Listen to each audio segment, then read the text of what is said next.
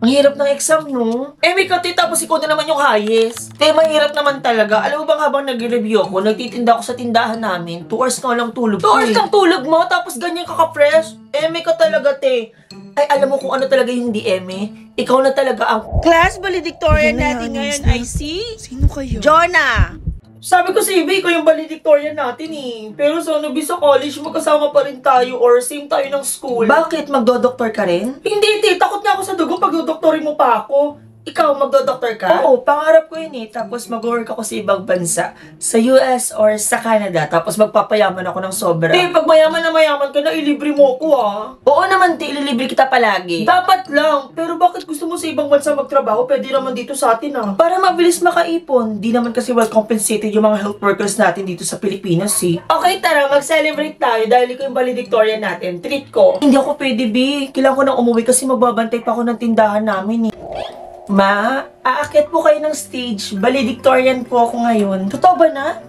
Ang galing mo talaga, proud kami sa inang tatay mo. Pero ma, gusto ko sana sa Manila ako mag-aaral ng college. Nak, baka hindi mo na kita papasukin sa college. Sayang naman ma kung mag-i-stop ako. Oh, it's okay, Billy ka... Jonah? Hoy, anong balita sa'yo? Hindi ka nagparamdam after ng high school graduation natin. Excuse me, magkano dito, miss? Miss, excuse me. Miss, magkano sa tinda nyo? Oh my God, kayo na pa ako Sorry po, nagsasalita. ma'am. 100 pesos po yan, Anong ma'am. klaseng customer service na meron kayo? Diyos ko naman, kayo na pa ako Pasensya na nagsasalita. po ulit.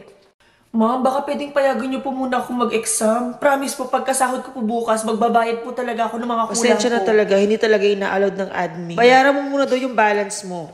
Uy, be, bakit ngayon ka lang? Sobrang late mo Late na. na kasi ako nakapag-out sa work ko Sobrang late mo, ti. Tapos na exam natin. Pwede ba kaya mag-exam kay Ma'am Santos? Ti, hindi siya nagpapatik yung special exam, di ba? Kanina may nagreklamong customer. Hindi mo daw siya pinapansin. Sorry po talaga ate, hindi na po talaga mauulit. Kung hindi mo kaya bantayan yung tindahan ko dito, mag-resign ka na Hindi lang. po talaga pwede ate kasi wala po magsusuporta sa pag-aaral ko. Aba, hindi ko na problema yon.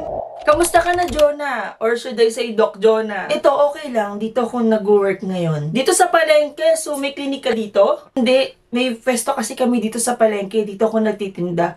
Baka gusto mong bumili, bibigyan kita ng discount. Akala ko ba magdo-doktor ka? Sinubukan ko naman, kaso hindi talaga kaya Nagpapadala rin kasi ako ng pera kay mama nung working student pa ako.